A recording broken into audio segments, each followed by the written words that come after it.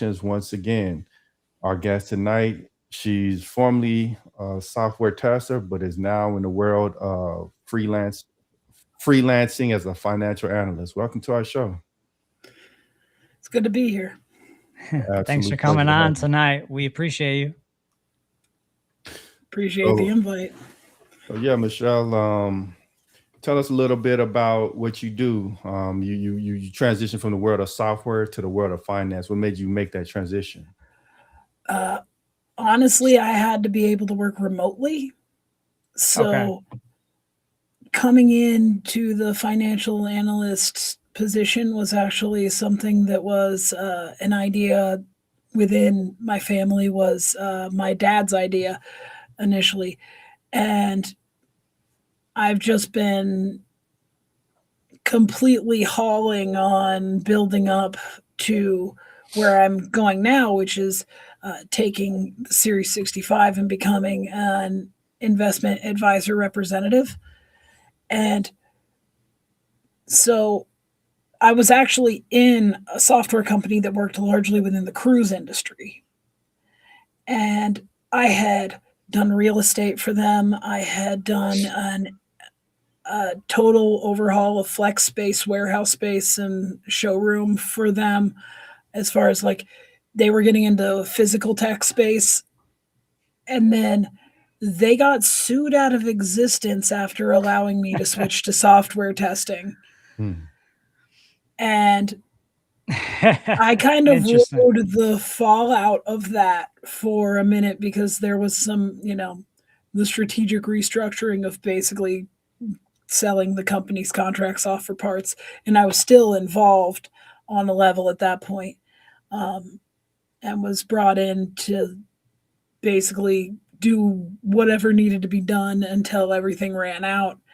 And then started trying to help with the software side development of uh, there were two possible applications for this. It was a health app for seniors, like tracking whether or not in senior care centers if they'd had their meds, or if they'd been in their beds, or there's some that would have a monitor on to either for their heart or wandering off, so we can prevent silver alerts.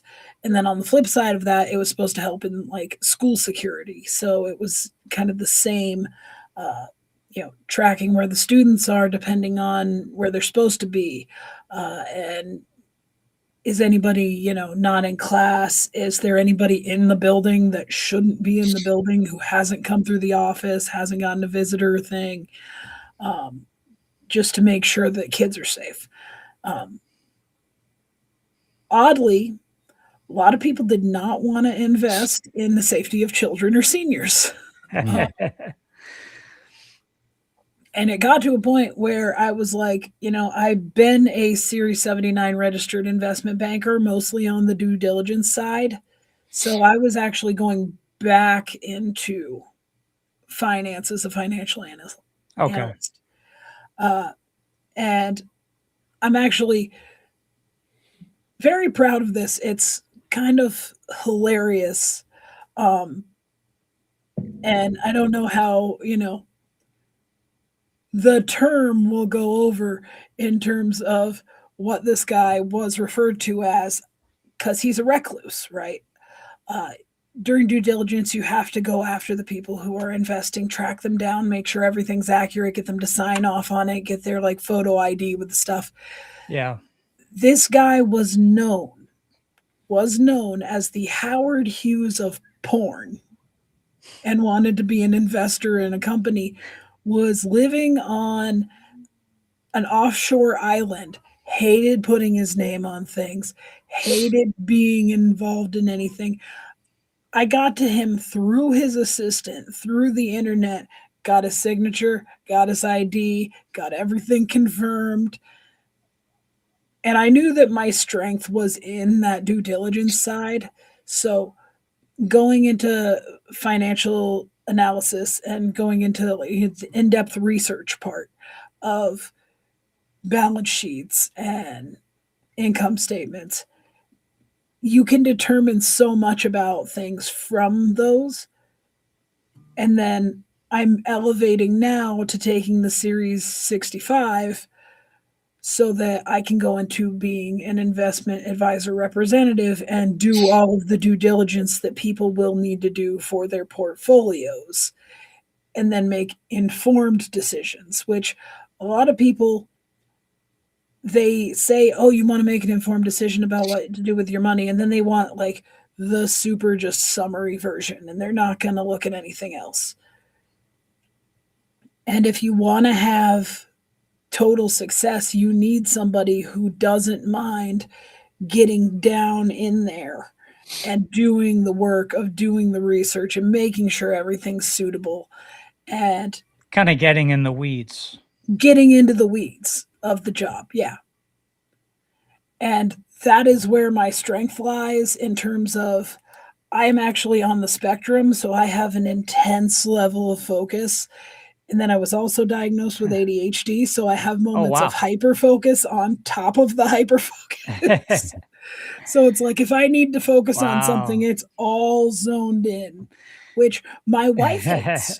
But if I'm focusing on, the kid during the day, because I'm the stay-at-home mom,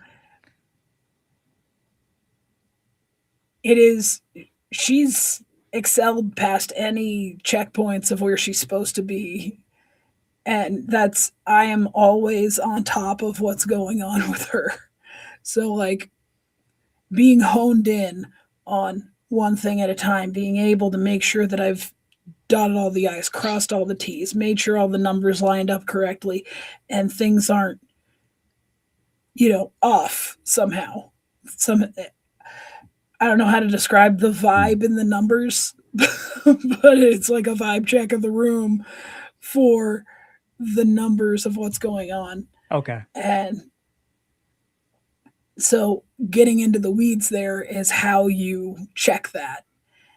And that's what I'm letting drive my passion projects on the side. There was a while there, I don't know if we had connected before I had put up the financial analyst stuff, where I had put that I was an author and D&D homebrewer on my LinkedIn profile, which terrible place to try to market yourself as those things. Because if you're not in finance, I think LinkedIn might have a policy where no one sees you. Yeah. Because I've seen people in the TTRPG space and the gaming industry who they're all constantly being either laid off and picked up from every different company. And right. But they're posting about it. No one's replying. Like 3 people, maybe, and 2 of them are bots. Like, if you want to be seen in any sort of creative space, I don't think LinkedIn is the best place to do it. Yeah. Probably more so Instagram, if we're talking art, Instagram, creativity, music. Threads. Instagram and Threads are on fire right now. Used to be TikTok. TikTok kind of fell off. And TikTok's YouTube changed. Shorts. YouTube Shorts has really picked up the slack on a lot of the former TikTokers. So like in the process, you becoming your own author, you pretty much have to learn self-promote, correct? So that's where you're using the social media platforms.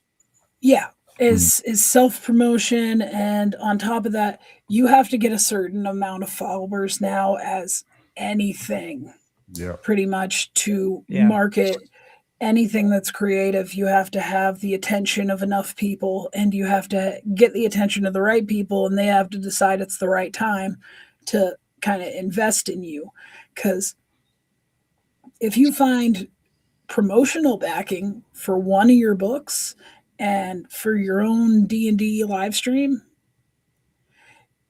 you can do $1 million Kickstarter off of just promoting with the right promoters. And I've got the listing of the agent of the people who are the right promoters. They all have the same agent. Interesting.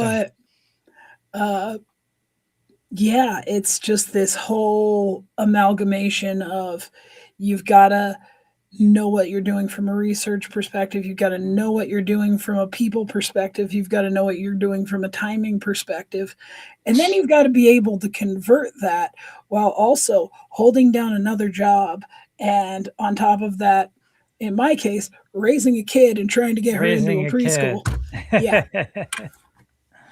Yeah, what does a process actually look like of starting a successful Kickstarter, like just to really get people on board? I know that's not easy because you're asking people to send you money, but the product Yeah. is in development. Right. So a lot of people will go through it and they haven't finished writing it. They enlist artists and whoever else to, draw up the promotional stuff, but they haven't actually made the product. For me, I have always been product first. So I've written a good 70 to 80% of what would be going in a first Kickstarter already. Um, but what you want to do is you want to grab attention first. You've got to have a small following. It doesn't have to be like super viral. It helps with things like Evantris. If you start and you do a bunch of shorts based on your live play and stuff like that. I haven't had the time to break all those down into shorts. I actually got more hits doing just a dice calendar review. Oh, wow. Than I got doing anything else. And why do you think that is? Shorter form content. It was one dice a day for 31 days because it was October. And my whole persona online is witchy Mitchy because my ancestors actually confessed to witchcraft in Salem. Oh, wow. During the panic. They were actually from Andover, and I read their I went to the Salem Witch Museum because I'm living in Mass now, and I go to the Salem Witch Museum. I read their confession in a book. It's the snarkiest thing I have ever read in my entire life, and it amounts to, "If you say so." We're gonna go sit over there. We're both pregnant somehow, and they wrote it out as pleading the belly. It was kind of hilarious how they wrote out confessing to witchcraft and then just getting let off because they said they were pregnant. But I've built that whole spooky persona around it and put that online. So if you see all the socials, they all say Witchy Mitchy, and that's my website, is witchymitchy.com. And what do you have on there on your personal site? Personal sites, all streaming and D&D. It's not Okay. the finance stuff. The finance stuff will actually be under an investment advisor who works with a certain broker dealer who's actually the broker dealer I worked under when I was a Series 79 investment banker. Basically just went back to the same people and was like, "Hey, I hear you're starting up an investment advisory thing right now. I'm gonna this is what I'm talking about with timing is I happened to hear the right people were starting the right thing. So I was able to, bust ass on studying for this test and join them in the capacity of investment advisor representative. Okay. So you kind of gotta both hopscotch it in terms of and double dutch your way into the right niche for yourself. And then on top of that, would you say being on the spectrum helps with your job? I'm on the spectrum, by the way. nice. So like you said, like hyper focus. Oh yeah, the hyper focus. The research is where I thrive. The sales calls and the prospecting clients,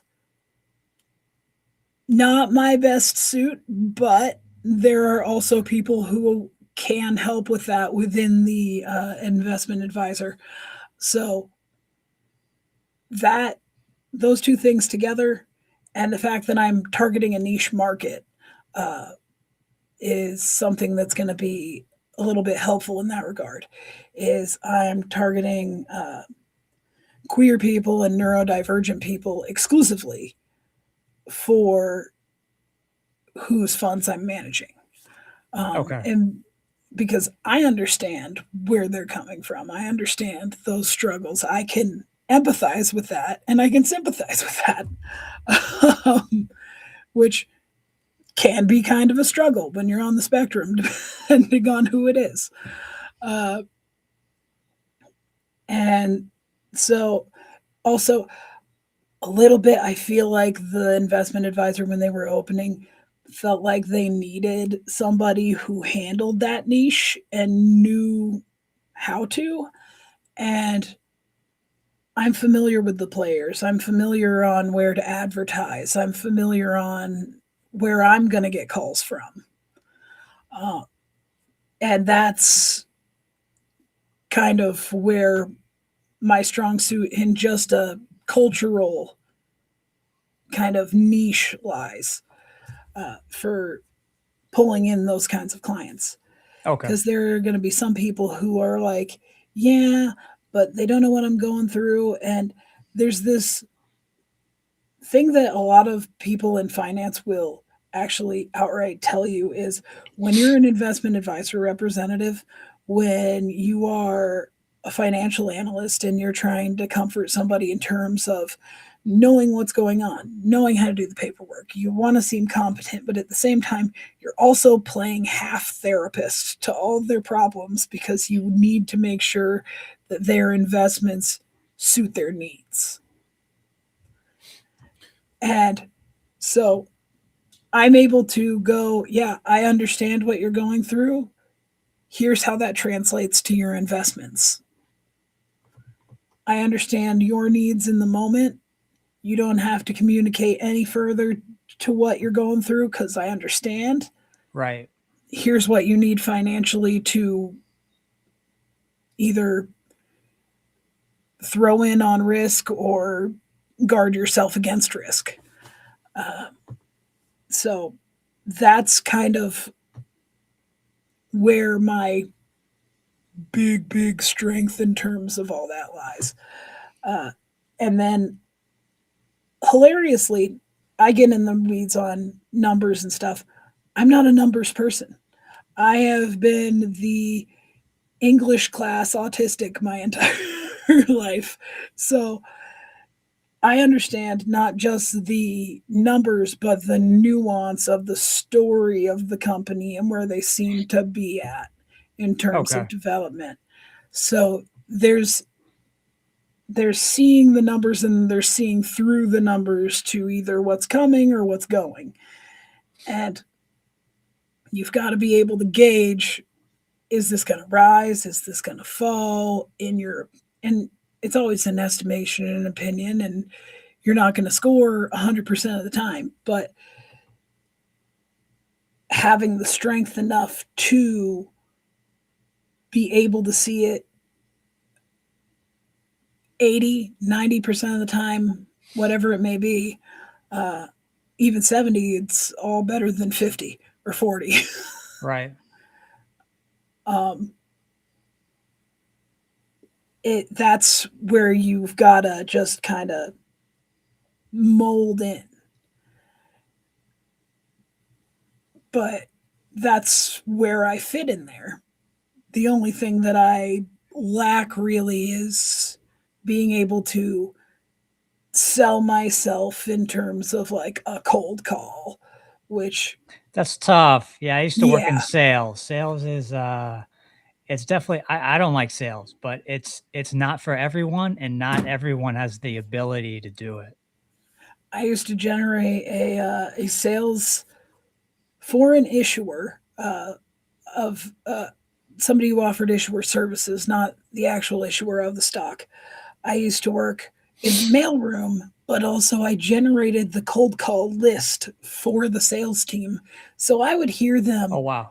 every time through the wall. And I just think to myself every time I'm just sitting there and I'm going, oh God, these people,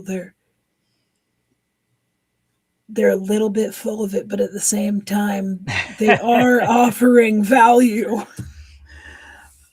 And hilariously, one of the guys who used to work there, this is when I lived in North Carolina, was mentioned. I don't know, probably dating myself with this. When Clay Aiken from American Idol released a book and he was talking about people who bullied him in high school,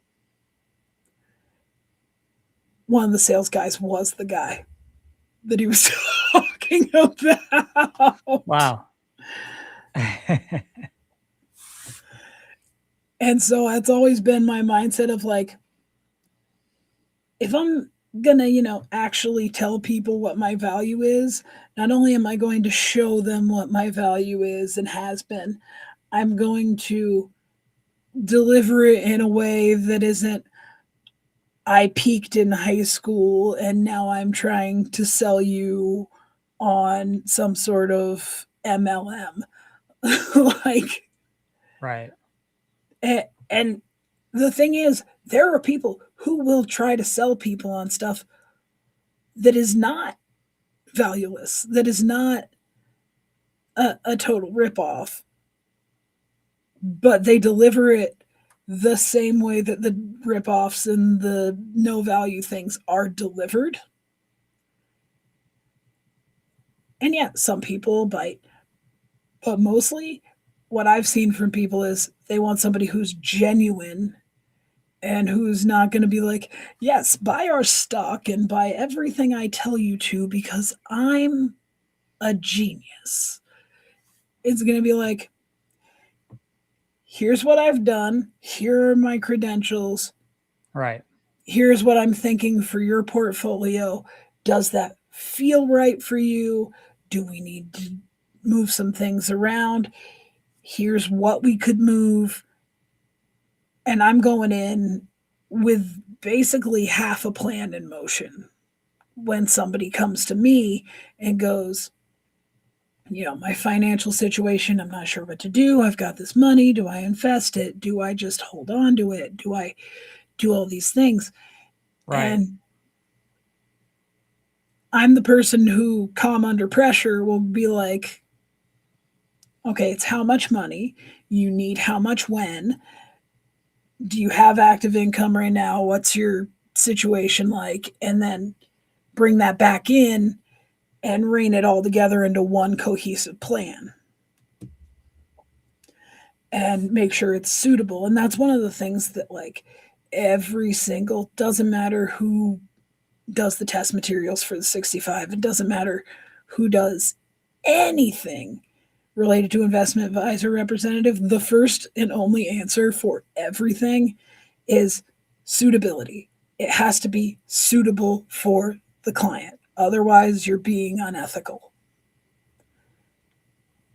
And It makes me think of life insurance annuities yes, and the elderly, because I used to work in annuities and life insurance and a bunch of boring stuff like that. And there was, when you would take the tests or the certifications for the annuities, they always talk about the elderly and making sure that everything is absolutely suitable and the right fit, because otherwise they could sue you, or God knows what else. they don't talk so much about lawsuits in this. They usually focus on the law itself, the first thing. And then they talk about, you need to have ethics in regards to finding the suitability.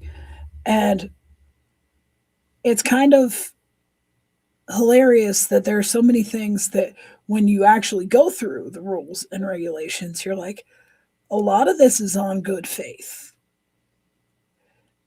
It's not a hermetic system, but you've got to be the good faith actor in all of this. Otherwise, you are the one being unethical. You are the one that's going to get dinged. You are the one who's, frankly, just going to be bad at your job because you're going to, make the wrong calls for the wrong people. And it's going to come back on you because you're not going to be successful with them. And they're going to go to people. And there's a lot of word of mouth and a lot of especially like the elderly communities and everything else, like word gets passed around because like they're all moving to the same neighborhoods that offer them discounts over 55. They're all, Yeah. I've got in-laws who have done that. And yeah, my mom's in one of those. She's one of those 55 and older HOAs. Yep. And that's when I'm like, I'm not exclusively aiming for that. There are a lot of people who are like, I'm going to go for the elderly or I'm going to go for the tech people. And I'm like, I'm going to go for the people who I understand and can help financially. And maybe those are tech people, a few of them. Maybe they're people who just happened to come across an estate. Maybe they're people who they came into the smallest bit of money and they're in a weird situation. And if I can help them plan, if I can help them invest, if I can help them, do what they need to do, then great, because there are two parts of the job, right? There's the part where you're helping people, which is part that I love. And then there's the part where you're making money. And which is another part that I love because it backs up everything else that I like to do. Money's nice. But yeah. But you come from the place always of helping people first. And this is a way that I know I can help people and make money at the same time. But it's like you're finding the right product. You're not necessarily picking, okay, let me sell them this annuity because it has the highest commission. So Yeah. this one's going to pay me the most. Okay, I'm going to throw all my clients into this product. The hilarious part is, and I don't think I'm going to do it at first, but I may do a little bit of it depending on the needs of clients, is weirdly, there's a lot of pairing with life insurance, like you were talking about, where you can get a license to sell life insurance while you are being an investment advisor representative. And you keep the full commission from the life insurance products for perpetuity. Wow. And then I got in with a really good set of people who you keep 90% of the commission and they only take 10. A lot of people out there, they're offering things like 68 instead of 90. And now I've got, I said my dad gave me the financial analyst idea. The hilarious sidetrack to that is now he's looking at what I'm doing, and he's been CFO, CEO of companies in the past. And he's like, maybe I should get into it. Do you need backup? Because like and I'm like, I was living off of you forever, but you want to come over to this side of the fence. That's really funny. And why do you think that is? Because he is the numbers person. He's the numbers person in our family. And he sees the numbers that you can make as an investment advisor representative. And he sees the offer that I've got and the fact that they're still trying to contract people with the 90-10 split. And he's going, I know some people. And I'm like, you know what? You wouldn't be going after the client base I'm going after. And honestly, if you want to back me up from a numbers perspective, I'm all about it. But at the same time, I will sit here and I will go through spreadsheets if I have to until I'm snoring at my desk. Like, and I will be highly caffeinated while I do so, but sometimes that doesn't always commute to staying awake when you're looking at just a sheet of numbers going mind blind. Right. But yeah, you gotta be able to get in the weeds. You gotta be able to hyper focus like that, and that's a value a lot of people don't see in people on the spectrum. They're like, "Oh, you're autistic, so like there's something wrong with you." It's like, do you like logic? Do you like somebody who, when you tell me your problem, I have 5 solutions and like 4 of them will work right away and one of them will work long term? So like being autistic, I know hyper focus, that's one of the benefits, but what would you say is like one of the challenges that come with it and how do you kind of overcome that? It's the sales. It's the people person stuff. I struggle with my communication skills a little bit coming out of my shell with D&D and having to because I have a kid now has Okay. helped immensely with that. Um, How because old's your kid? she's 20 months. Oh wow. Okay. So yeah, So you're probably she's you're pretty hands-on at this oh point, yeah. Oh right? yeah. Yeah. She's if I don't strap it down, she will grab it and run away with it. And she will now speak in full sentences and tell on herself as she's running away with it, giggling the whole time. But I literally just had to gorilla tape down the bottom of a Keurig that I have. I have a Keurig mini in my office, and I had to gorilla tape it down because it was the one thing that was not secure. So what happened? She ran off with it. Wow. And between having to be so animated for a kid all the time, because like if it's not me, she's got her other mom or she's got Miss Rachel interface all the time being, "Hi, can you say this?" And I'm like trying to be half of the teacher that a licensed teacher who made YouTube content was. And like 5 minutes ago, and she's like, "Now get out of my face. I want to watch more Miss Rachel." Like, and I'm like, we need you to learn to say certain things because some of them aren't covered in Miss Rachel. Like, Do do you you want a cheese stick? Do you want yogurt? What are we dealing with here? in general, do you like being a mom? Oh, absolutely. I the weird thing was growing up as an autistic kid, I was not sure about having kids initially. Right. And then when I was on the dating scene, I was like, do I really want to have kids with any of these people?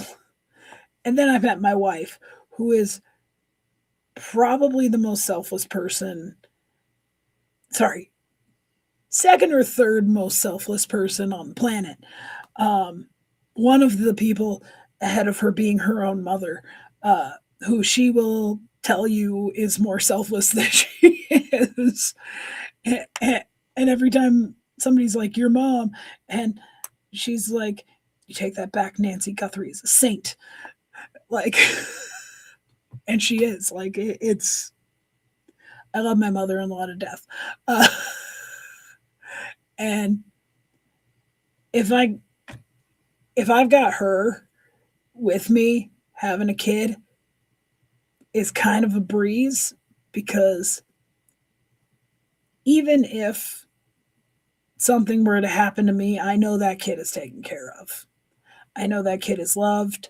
I know that kid is safe. Also, moving to a small town in Massachusetts made me feel a lot safer than living in the South where we were. Um, and I'm not getting into the politics of that in any way, shape, or form. It's just, it feels like a safer environment. Part of it is there are fewer people. There are fewer people, Right. so there's less going on. So there's marginally less crime. um, in a few places, uh, more in others. But at the same time, most of that is either like petty stuff or it's spousal stuff. It's like it's stuff that's generally avoidable. Um, and if it's not like anybody's like so angry about politics that they're trying to murder each other at the gas pump. Like it's not, it doesn't have the same weight there. And living somewhere where I feel safe, living somewhere where I can afford to be a homeowner, which was huge financial decision, especially right before you get laid off from a job at a company that no longer exists. Wow. Sounds fun.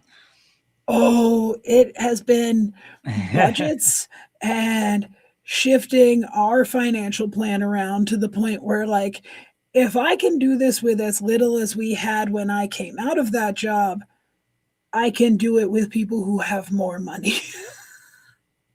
Right. And that's part of the thing that I'm like, you know what? There's nothing so bad that we can't take 5 seconds, figure out a game plan, and go off. But then I have a toddler, and everything is so bad that you don't have 1 second. That's right. And I Lots of running. I love this kid. Oh, so much running. Lots of running. Yeah. I have run after her so many times. I had to go to the emergency room this past Friday because I had to jump up from where I was sitting and I dinged myself on a counter. And no. I was having some weird internal stuff because I dinged myself jumping up to make sure a baby gate was closed because she was headed toward the stairs and the stairs were open and she's not ready for that yet. And yeah, her other mom did not realize that the gate had gotten left open. I don't know which one of us left it open. It was probably me. Yeah. I was probably hyper focused on something and forgot, but then I saw it and I was like, oh no, and wound up putting myself in the ER trying to close it, which I did. I got it closed. So mission accomplished. And the Mission ER accomplished. was for nothing. Nothing was wrong. I must have internally bruised something and then it just kind of got better over the next 3 days because I'm fine now. And I love being a mom, but it's terrifying. Yeah. Yeah. Like And so with what you're doing, I know that has a huge sales component of it, the financial analyst speaking with people and, people with autism or, other neurodivergence, they can kind of be antisocial a little bit or, kind of trying to stay away from, people. So how do you kind of balance the two? Like how do you overcome the social anxiety to be able to, generate leads and just get in touch with people? so, funnily enough, I started getting over some of the social anxiety in college, which is years ago. Um, and I made it on ESPN and I believe CBS, dressing up as Joker at NC State's football games during college, which I majored in English. And lived in the same like apartments as the football team. So I was at all of the games. Like one of my roommates was a lineman at one point. Still half in contact with him, his younger brother, not so much his younger sister. And he went into med school after that. So wow. Usually never know, I would think right? somebody, I would think never know. somebody, your size and your success at athletics, and you went into pediatrics. Okay. Okay, I'll buy it. Yeah. And he was doing intramural rugby while he was in med school. Like, wow. But at the same time, part of it is when I was doing the whole Joker at NC State's football game things, there was one moment, a grandmother came up to me with her grandchild and was like, "Can my grandchild get a picture with you?" And this was like the most like wholesome, like little old lady like moment. And I was like, people will like me even when I'm weird. In fact, people seem to like me more when I'm weird. And what's odd about that was at the time, my psychiatrist had put me on Klonopin, which Oh, geez. I don't know if you've ever had the displeasure, but it will turn you into a zombie. Like It's you're just like heavy. drooling in the middle of the day. Like, It's like is Xanax. it? Oh yeah, no, it's No, it's not. probably worse than Xanax. Like It's not good. Or no, Ativan. Ativan's a bit weaker, but it's the same kind of stuff. yeah, they actually prescribed me for the internal thing, an opioid, and I was just like, Oh, been wow. there, done that. I'm not getting the prescription. I'm just gonna muscle through until I feel better, which I felt better within 2 days, so it wasn't bad. I was just panicking over, oh, did I really mess something up? Am I in my 30s now? Wait, yes, I am. And so there was that moment, and I was like, I don't have to be a zombie every day. I can just let the freak flag fly, and people will be okay with that. Right. And so bit of the social anxiety that I had developed from growing up as an autistic kid with the weird special interests in like Halloween history and every book in English class that wasn't Faulkner. Oh, What about Huck Finn? I loved Huck Was Finn. that in? I loved Huck Finn. Is that mixed in there? Yeah. Hatchet in the River, Huck Finn. There were so many that were in there. There was at one point we had to read the Odyssey in high school because I was Oh, in wow. the AP English class, and I was really good. And the teacher was like, "You should read Faulkner. I think you'd like Faulkner." I read Faulkner, did a book report, and I was like, "I got it, but like, did he have to be that boring?" Yeah. Meanwhile, I moved out where, from what I understand, I've never actually read Moby Dick. I moved out to Berkshire County where Melville wrote Moby Dick, wrote an ocean book in the mountains. Interesting. From what I understand, awful and boring. And in the end, the whale gets away. Never, never actually read it myself. But it's Was like, it like 1,000-page book oh, it's probably more than that. or more than that? Yeah. Yeah. It's like the people who wrote like Ulysses or whatever. Like there's a certain length of book that like, yeah, I will get into the nitty gritty weeds and I'll read like books that are super thick and I'll like audiobooks are great for that. Like Brandon Sanderson getting through like the whole of his stuff. Absolutely wonderful getting audiobooks for that. Because there's just so much of it. It's so dense. Was that the author Wheel of Time? Did he take that over, or what is his series? His series is the trying to remember what they called the overall series, because there's an entire world that the series takes place in, and it's people talk about the series like it's just that world, but then they also talk about the smaller series, which is what I'm reading, which is it's only like a trilogy, I believe. And what do you think about Lord of the Rings? Lord of the Rings is hard to get through from an actual writing perspective, which is why I'm one of the people who's not bothered by the fact that Amazon is making a show that makes some changes. Because there are people who are like, it's not lore accurate. And I'm like, I know, but it's pretty. It's pretty and it's fun to watch. And that was something else that, and then on top of that, I went from Joker to being in this play where you had to have an Irish accent. And because I was apparently the only person at NC State who could do an Irish accent for Spare Yourself Dancing at Lunasa, also boring. The accent person who came, the vocal coach who came in, was like, "You don't need this. Go home."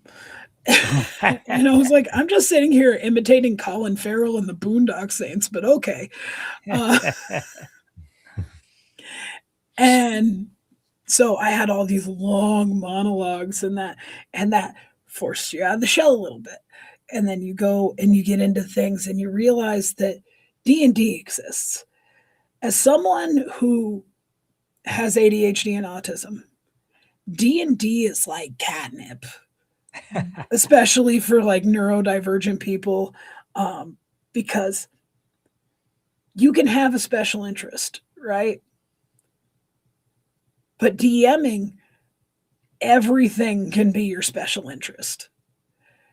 You can make anything into that lens. If somebody asks you something, you can be like, all right, let me homebrew something. Then you're doing like 3 pages of research on like how fast cars went in the 50s. Like, and I'm like, I'm not a car person, but we're going to work this into a battle and chase scenario. And so you get to have all these like micro special interests within the greater macro special interests. Okay. And it's unique. And it's unique in that way. It's one of the few things that allows you to do that. It's the same way with writing, or like, I suppose any storytelling thing, but it's also collaborative. And if you're DMing, if you're a control freak like like I am going into it, who had to build her own universe, I actually prefer when other people DM within my universe, but I like to build the universe itself. Is you've got to do the British accents, you've got to do the Irish accents, because there's this expectation there now, because, you know, Matt Mercer and Brennan Lee Mulligan and Abria Iyengar all kind of set a tone of like, this is what people expect out of DMs, even though a lot of DMs can't handle that. And you've got to just kind of, you've got a little bit of leeway, but then you've also got to do little bits and pieces to make your players feel immersed. And so you've got to be able to talk, because you're the DM. You've got to be able to talk to each and every player. And even if you're the type of DM to just sit back and let the players do whatever sandbox style, you've got to be able to converse with them outside of the game to make sure everything's still above board and okay. Okay. So it forces you into these social situations that you wouldn't otherwise be in. And on top of that, it forces you, if you're playing a character, which we rotate who's DMing at the table. I have the like overarching like campaign it's a greater framing narrative for a bunch of other campaigns that are like told in flashback. And then so far, everybody else has been DMing after the first big run of my piece. And they've been running this pirate campaign. I had to learn how to do a French accent for my character that I'm playing. And it takes a lot of confidence to simultaneously suck at a French accent for the first probably 5 to 10 sessions you were the character. Yeah. To get to where you're now learning some words in French to interject them into everyday conversation that you're having with other characters while you're playing this part. And I am the pilot Bonifin, and we are the crew of the Dusk Chariot. Like, it's all part of coming out of your shell, and especially from behind a screen. Behind a screen is much easier. But that also translates into being able to like cold call people or like do this with you guys. Right. I'm able to talk to you. And Yeah, like I years had, ago, being I'd autism. have been like, are you going to ask me a question? no eye contact. Yeah, for me having autism, I had a really tough time coming on screen. We've been doing this for maybe 2.5, 3 years. And at first I was off screen, Kevin was on screen. And then eventually I got comfortable enough to actually come on camera. But it wasn't something that I was excited about doing, and it wasn't something I felt I was capable of doing at first until I just kind of slowly transitioned into it. I felt the same way and used a VTuber when I started doing YouTube initially before I actually got the table going with the campaign. And I was hiding behind that VTuber. Plus, like, you could look like crap that day and like you're wearing your pajamas and all it's doing is reading your face on software. And then eventually you're like, I have to interact with these other people who aren't doing VTubers for their characters while we're sitting here playing D&D. Maybe I can do this in front of a camera. Maybe I can be on YouTube. And that's how I released an entire hag, which took roughly 44 minutes. And it's got more hits than any of my other long form content, even the stuff that's shorter than it. Oh, wow. Because I did it as part of the community event Monster Week. And so you took advantage of some marketing. It is a community thing, and they put you in a playlist if you get their form. And this year it was Fae stuff, and hags are Fae now, thanks to 2024 rules, whatever. And I was like, I have the perfect tag for Juke Vale, for this 1950s setting that I'm developing for later down the line. One of our players who's only DM'd a handful of like one shots before in her life saw this setting. I've done like probably 70% of the setting that's going to be in the Kickstarter eventually. That's the whole of what's going on YouTube. And she was like, no, I really want to DM this. And I'm like, I'm going to sit back and enjoy what you're doing because, like, you've had some off the wall ideas as a character. I want to see you succeed in that seat. I want to sit back and watch whatever you come up with as a campaign. As a matter of fact, here's my character. We're probably years away from this campaign. Here's the backstory. I want you to be as ready as possible because I want to see what other people come up with within the world I built for stories. And that's part of the great collaborative thing. And then I see, coming back to the career thing, with the flip side to that being finance and things like being an investment advisor representative, you've got to be collaborative the same way.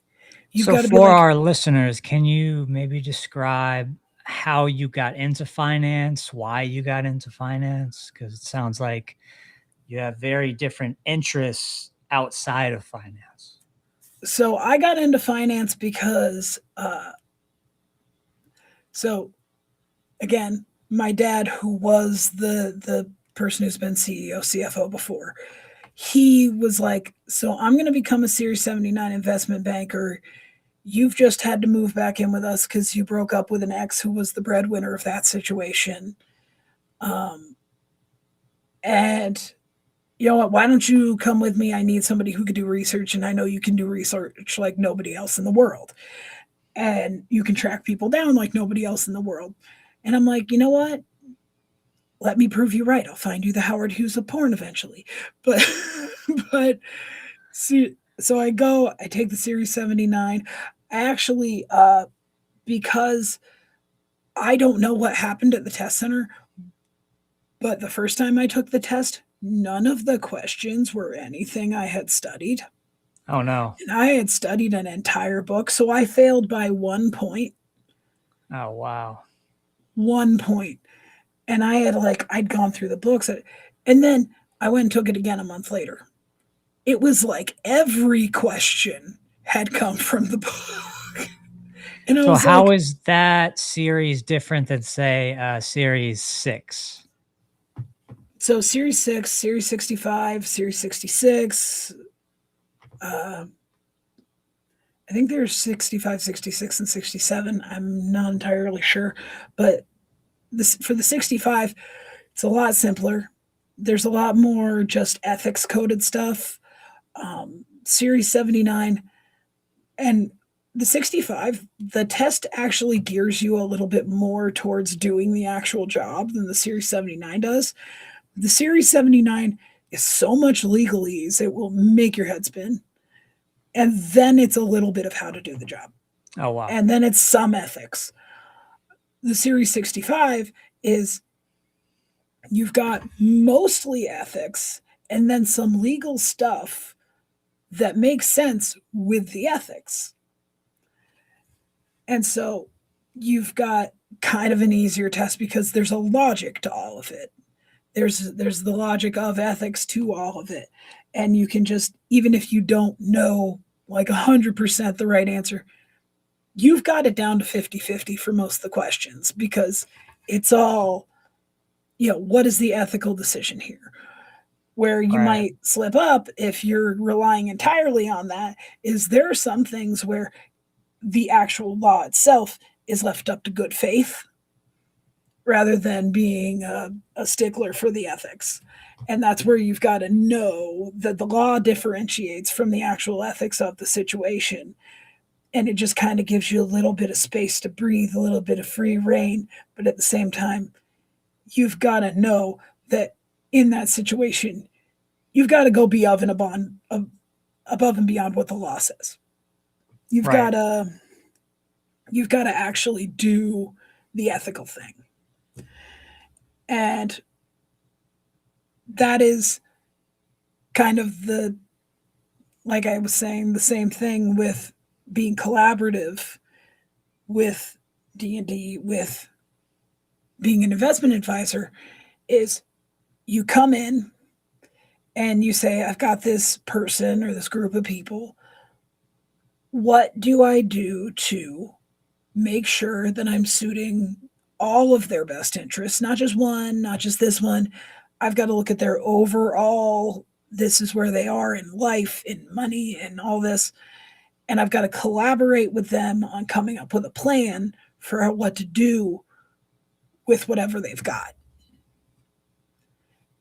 And it's not the same process by any means, but it's similar in the way of collaborative planning and kind of telling a story of what you're going to do with this money.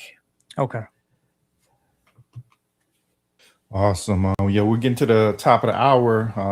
That was an awesome conversation. Before we get out of here, did you want to leave our audience with any closing thoughts? And where's the best place to find you? The best place to find me for right now, the financial analyst stuff is going to be LinkedIn, and the FINRA stuff will be through CM. I can send you guys a link if you would like it.